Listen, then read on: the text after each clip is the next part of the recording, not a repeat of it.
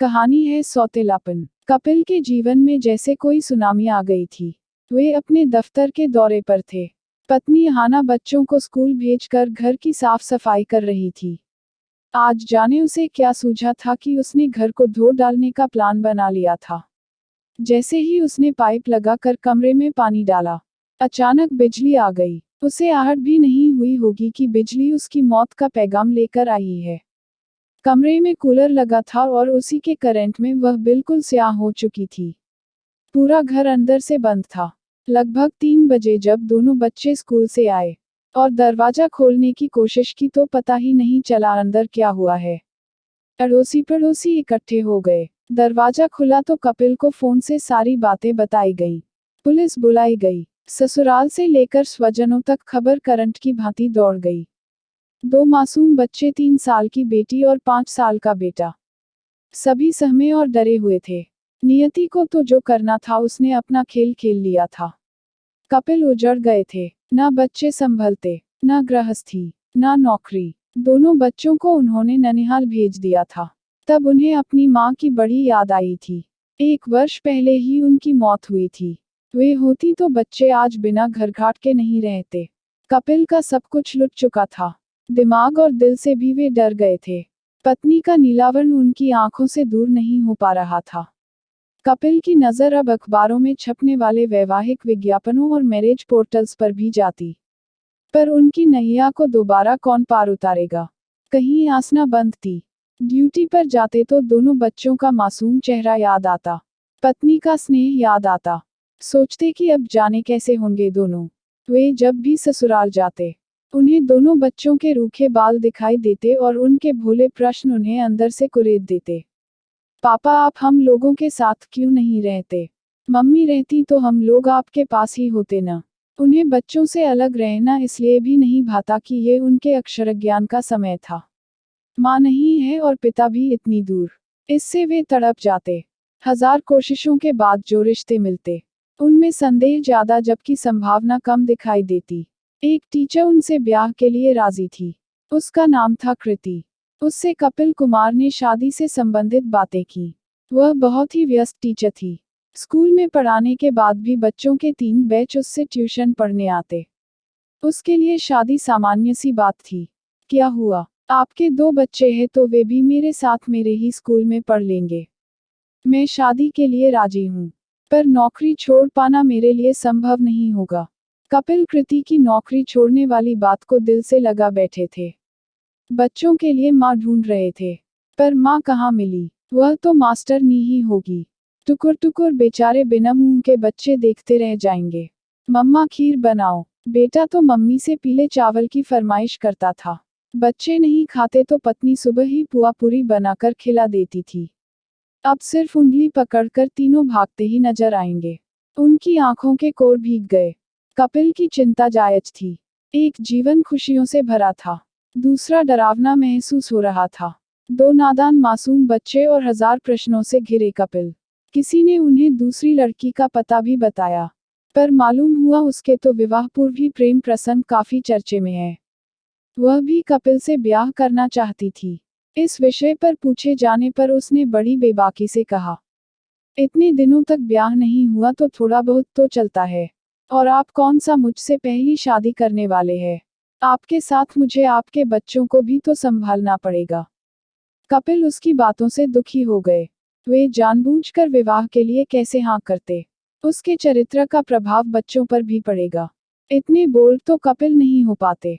उन्हें लगता वे मर जाते तो पत्नी कुछ भी करके बच्चों को पाल लेती। पर वे अकेले 2 बच्चों की नैया पार नहीं लगा सकते। वे अपने दोस्तों के घर भी जाते तो उनके लिए सिर्फ संवेदना दी जाती। उन्हें तो जीवन चाहिए था। एक खुशगवार घर का, एक मुस्कुराती पत्नी का, 2 हंसते खेलते बच्चों के विकास का। पता नहीं वे कुछ समझ नहीं पा रहे थे। उन्हें अपने विधुर जीवन पर तरस आता।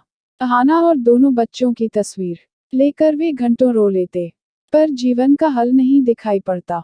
कई कई दिनों तक वे छुट्टियां लेकर बिना खाए घर में ही रह जाते। न किसी से मिलते न बातें करते। अखबार के विज्ञापन में पत्नी ढूंढते। इसी तलाश में वे गरीब से गरीब घर की लड़कियों को भी देख आए थे। विधवा और छोड़ दी गई महिलाओं के साथ भी वे गठबंधन को राजी थे। पर कुछ न कुछ फेरे सामने आते ही गए। विधवा स्त्री भी 2 बच्चों के पिता के नाम पर तैयार नहीं हुई थी। एक महिला तो कपिल से पूछ बैठी थी, पत्नी दुर्घटना में मरी या मारा था। कपिल टूट चुके थे, हालांकि वे बच्चों के लिए सौतेली मां नहीं लाना चाहते थे। यह उनके जीवन की मजबूरी थी। उन्होंने मन को कड़ा किया और एक विवाह प्रस्ताव को स्वीकृति दे दी। जीवन की मजबूरियों ने उन्हें बहुत मजबूर किया था। इस बार आलिया से विवाह की सहमति उन्होंने दे दी। कपिल एक अच्छे इंसान थे। आलिया उनके सामने दुबली सी आम लड़की थी। उसने उनकी मजबूरियों को सुना था, जाना था और अपनी सहमति दे दी थी। विवाह हो गया। आलिया ने गृहस्थी संभाल ली। सभी कहते थे, सौतेली माँ बच्चों का ख्याल नहीं रखेगी, अपनी ही सुख सुविधाओं का ख्याल रखेगी। वर्षों की धारणा को आलिया ने मिट्टी में मिला दिया था। बेटी को उसने कंठहार बना लिया था। बेटे को भी वह पूरी देखरेख में रखती। कपिल का अब समय अच्छा था कि उन्हें आलिया जैसी पत्नी मिली थी। खाना पीना, झाड़ू बहारू, बर्तन कपड़े और आखिर में पति के पांव दबाकर सोना उसकी आदत थी। कपिल के घर वाले दबाव बनाते कि एक कामवाली बाई को क्यों नहीं रखते, बच्चों के लिए ट्यूटर क्यों नहीं रखते, पत्नी को मशीन क्यों बनाया है। कई बार उन्होंने आलिया से कहा पर उसने कहा कि वह सारे दिन घर में क्या करेगी। वे कहते थे कि घर आलिया का अधिकार क्षेत्र है, वही जाने कैसे घर चलाना है। आलिया भी तुरंत कपिल के पक्ष में खड़ी हो जाती। मुझे सारे काम करने पसंद है, मैं कर पाती हूँ, फिर क्या जरूरत है इन सब की। धीरे धीरे बच्चे पढ़ने लगे, नौकरी में आ गए। आलिया वैसे ही सेवाभाव से कार्यरत रही। पुरानी मान्यताएं और परंपराएं उसके सामने गलत साबित होती गईं। समझ में नहीं आता किसके कैसे रूप है। घर वालों को लगता कपिल ही सौतेला व्यवहार कर रहे हैं, पर उन्हें खाना मिलता है, बच्चे खुशी खुशी पढ़ाई कर रहे हैं। जब सब कुछ दिखाई पड़ रहा है तो कोई चाहे जैसे अपनी गृहस्थी चलाए। सबके रिश्ते तो सौतेले ही है। बच्चे माँ को आदर देना सीख गए थे, कोई काम बिना बताए नहीं करते। दूसरों को गृहस्थी में टांग अड़ाने की न तो गुंजाइश थी न जरूरत, इसलिए सभी मन मसोस कर चुप रहते। तभी पड़ोस में महेश भैया की अचानक मौत हो गई। सुना था कि उन्होंने अपनी पत्नी के मरने के बाद दूसरा विवाह किया था जबकि उनके 4 बच्चे थे।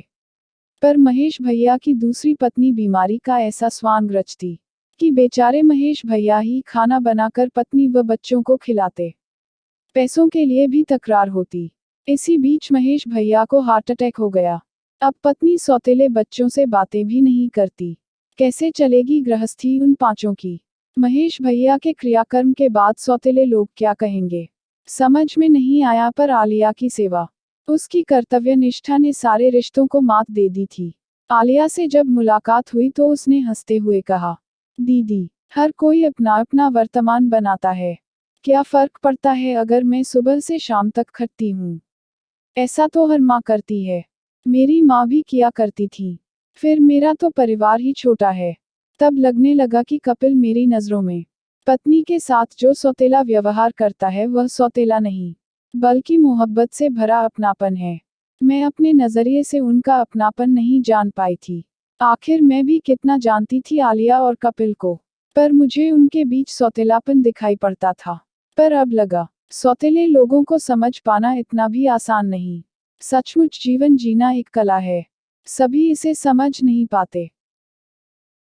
अगर आपको कहानी पसंद आए तो लाइक और शेयर कीजिए और चैनल को सब्सक्राइब करना मत भूलिए।